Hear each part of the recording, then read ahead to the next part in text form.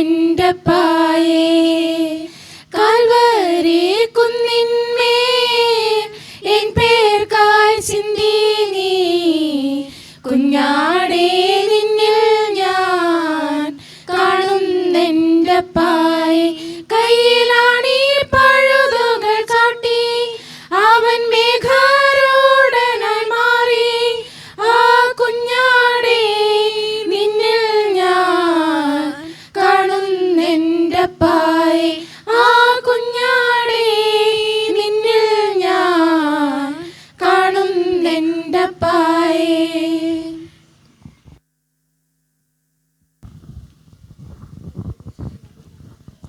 ഒരു വേദഭാവം വായിച്ചു കേൾക്കാം. വിശുദ്ധ മത്തായി എഴുതിയ സുവിശേഷം 27-ാം അധ്യായം 24 മുതൽ 44 വരെയുള്ള ഭാഗം.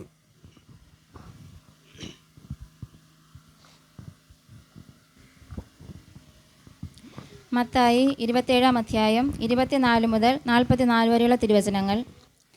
ആരവാരം അധികമാകുന്നതല്ലാതെ ഒന്നും സാധിക്കുന്നില്ല എന്ന് പീലോത്തോസ് കണ്ടിട്ട് വെള്ളം എടുത്ത് പുരുഷാരം കാൺകെ കൈ കഴുകി, ഈ നീതിമാന്റെ രക്തത്തിൽ എനിക്ക് കുറ്റമില്ല, നിങ്ങൾ തന്നെ നോക്കിക്കൊള്ളുവിൻ എന്ന് പറഞ്ഞു. അവൻ്റെ രക്തം ഞങ്ങളുടെ മേലും ഞങ്ങളുടെ മക്കളുടെ മേലും വരട്ടെ എന്ന് ജനമൊക്കെയും ഉത്തരം പറഞ്ഞു. അങ്ങനെ അവൻ ബറബാസിനെ അവർക്ക് വിട്ടുകൊടുത്തു. യേശുവിനെ ചമ്മട്ടിക്കൊണ്ട് അടുപ്പിച്ച് ക്രൂശിക്കേണ്ടതിന് ഏൽപ്പിച്ചു. അനന്തരം നാടുവാഴിയുടെ പടയാളികൾ യേശുവിനെ ആസ്ഥാനത്തിലേക്ക് കൊണ്ടുപോയി പട്ടാളത്തെയെല്ലാം അവൻ്റെ നേരെ വരുത്തി. അവൻ്റെ വസ്ത്രം അഴിച്ച് ഒരു ചുവന്ന മേലങ്കി ധരിപ്പിച്ചു. മുള്ളുകൊണ്ട് ഒരു കിരീടം മെടഞ്ഞ് അവൻ്റെ തലയിൽ വെച്ചു. വലം കൈയിൽ ഒരു കോലും കൊടുത്തു. അവൻ്റെ മുമ്പിൽ മുട്ടുകുത്തി, യഹൂദന്മാരുടെ രാജാവേ, ജയ ജയ എന്ന് പരിഹസിച്ചു പറഞ്ഞു. പിന്നെ അവൻ്റെ മേൽ തുപ്പി കോലെടുത്ത് അവൻ്റെ തലയിൽ അടിച്ചു. അവനെ പരിഹസിച്ചു തീർന്നപ്പോൾ മേലങ്കി നീക്കി അവൻ്റെ സ്വന്തം വസ്ത്രം ധരിപ്പിച്ച് ക്രൂശിപ്പാൻ കൊണ്ടുപോയി.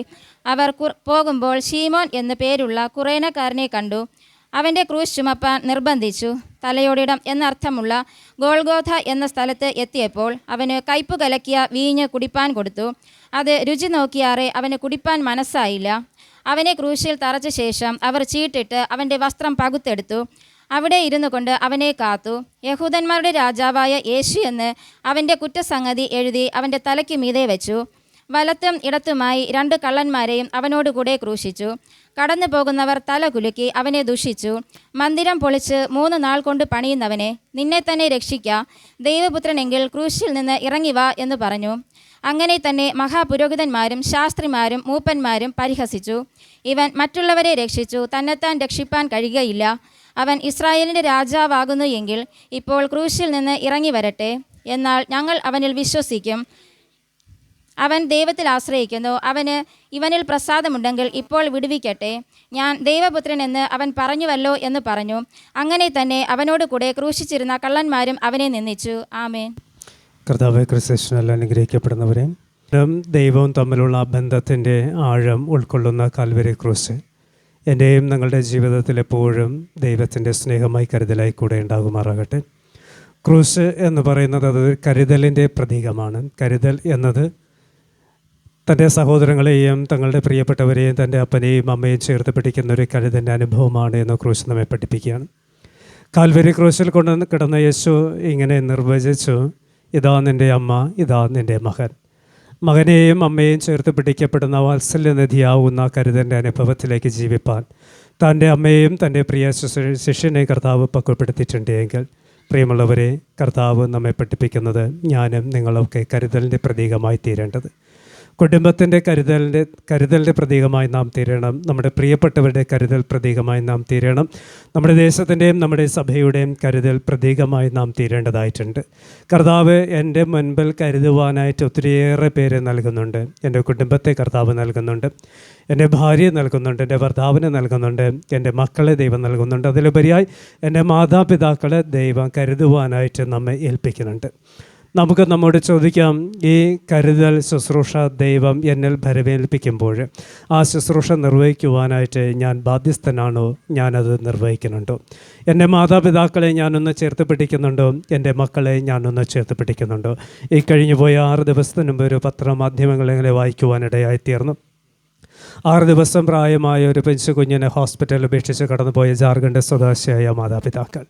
ഇപ്പോൾ വീണ്ടും ആ മകന് വേണ്ടി, ആ കുഞ്ഞിന് വേണ്ടി കാത്തിരിക്കുന്ന, ആഗ്രഹിക്കുന്ന മാതാപിതാക്കൾ, പ്രിയമുള്ളവരെ, ഉപേക്ഷിക്കുന്ന ഒരു ലോകത്തിൽ, മക്കളെയും മാതാപിതാക്കളെയും തള്ളിക്കളയുന്ന ഒരു ലോകത്തിൽ ഞാനും നിങ്ങളും ജീവിക്കപ്പെടുമ്പോൾ എന്നിൽ യഥാർത്ഥമായ കരുതൽ എപ്പോഴും നിലനിൽക്കുന്നുണ്ടോ?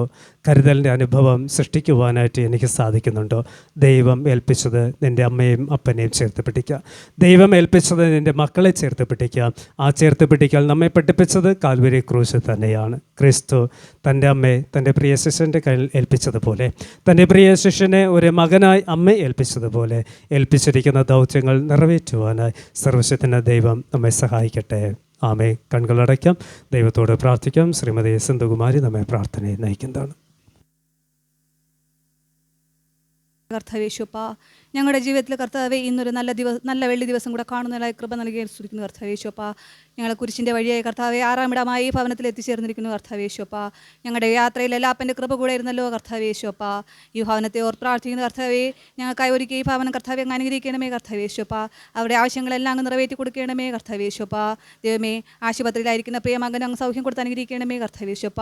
ഈ യാത്രയിലായിരുന്ന ഞങ്ങൾ കർത്താവെ, ഞങ്ങളുടെ ഈ കുരിശിൻ്റെ വഴി കർത്താവെ വെറുമൊരു ചടങ്ങായി തീരാതെ കർത്താവേശുപ്പ, ഞങ്ങളുടെ ജീവിതത്തിൽ കർത്താവേശുപ്പ അവിടുത്തെ കഷ്ടപ്പാട് ഓർത്ത് കർത്താവെ അതിന് ചിന്തിച്ച് ദൈവമേ, ഞങ്ങളുടെ ജീവിതത്തിൽ കർത്താവെ പാപചിന്തകളെ ഒഴിഞ്ഞു ജീവിക്കാനുള്ള കൃപ നൽകി അനുഗ്രഹിക്കണമേ കർത്താവേശുപ്പ. ഞങ്ങളുടെ ജീവിത ചിന്തകളെല്ലാം കർത്താവേശുപ്പ വിശുദ്ധീകരണത്തിൻ്റെ അനുഭവങ്ങളായി തീർക്കണമേ കർത്താവേശുപ്പ. അവിടുന്ന് ഏറ്റ കഷ്ടപ്പാട് കർത്താവെ ഞങ്ങൾക്ക് ഓരോരുത്തർക്കുമാണെന്ന് ഉണർന്ന് കർത്താവേശുപ്പ, ഞങ്ങൾ പാപചിന്തകളെയൊക്കെ വെടിഞ്ഞ് കർത്താവേശുപ്പ അവിടുത്തെ ആശ്രയിച്ച് കർത്താവെ നല്ല പ്രവൃത്തികൾ ചെയ്ത് ജീവിക്കുന്ന കൃപ നൽകി അനുഗ്രഹിക്കണമേ കർത്താവേശുപ്പ. ഞങ്ങൾ ചെയ്യുന്ന ഓരോ തെറ്റും കർത്താവെ അപ്പനെ വേദനിപ്പിക്കുന്നു ഞങ്ങൾ അറിയുന്നു കർത്താവേശുപ്പ. ദൈവമേ, അതിൽ നിന്നെല്ലാം കർത്താവെ വിട്ട് കർത്താവേശുപ്പ യൂദായുടെ മനസ്സെല്ലാം വെടിഞ്ഞ് കർത്താവേശുപ്പ മറ്റുള്ളവരെ ചേർത്ത് നിർത്തുന്ന മനസ്സോടുകൂടെ ജീവിക്കുന്ന കൃപ നൽകി അനുഗ്രഹിക്കണമേ കർത്താവേശുപ്പ. ദൈവമേ, മറ്റുള്ളവർക്ക് വേണ്ടി കരുതുന്ന മനസ്സ് നൽകി അനുഗ്രഹിക്കണമേ കർത്താവേശുപ്പ. ആരെയും ഒറ്റിക്കൊടുക്കാതെ കർത്താവെ എല്ലാം ചേർത്ത് നിർത്തുന്ന മനോഭാവങ്ങളാക്കി തീർക്കണമേ കർത്താവേശുപ്പ. ദൈവമേ, യാത്രയിലായിരിക്കുന്ന എല്ലാ പ്രിയ മക്കളെ അങ്ങ് അനുഗ്രഹിക്കണമേ കർത്താവേശുപ്പ.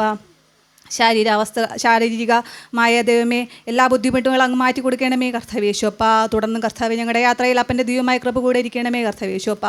അവിടുത്തെ ഓർത്ത് കർത്താവെ അവിടുത്തെ കഷ്ടപ്പാടുകൾ ഓർത്ത് കർത്താവെ ഞങ്ങളുടെ യാത്ര തുടർന്ന് കൃപ നൽകി അനുഗ്രഹിക്കണം. പ്രാർത്ഥനകൾക്ക് നല്ല പിതാവായ ദൈവമേ, ആമേൻ. സ്വർഗ്ഗസ്ഥനായ ഞങ്ങളുടെ പിതാവേ, രാജ്യം വരണമേ, പോലെ ഞങ്ങൾ പാപം ഞങ്ങളോട് ക്ഷമിക്കണമേ. ഞങ്ങളെ പരിശോധന വിടിക്കണമേ. രാജ്യവും ശക്തിയും മഹത്വവും എന്നേക്കും അങ്ങേക്കുള്ളതല്ലോ. ആമേൻ. നമ്മുടെ കർത്താവായ യേശുക്രിസ്തുവിന്റെ കൃപ, പിതാവായ ദൈവത്തിന്റെ സ്നേഹ, പരിശുദ്ധാത്മാവിന്റെ കൂട്ടായ്മ ഇന്നും എല്ലായ്പ്പോഴും ഈ ഭവനത്തോടും ആയിരിക്കുന്ന എല്ലാ പ്രിയമക്കളോടും കൂടെ ഉണ്ടായിരിക്കുമാറാകട്ടെ.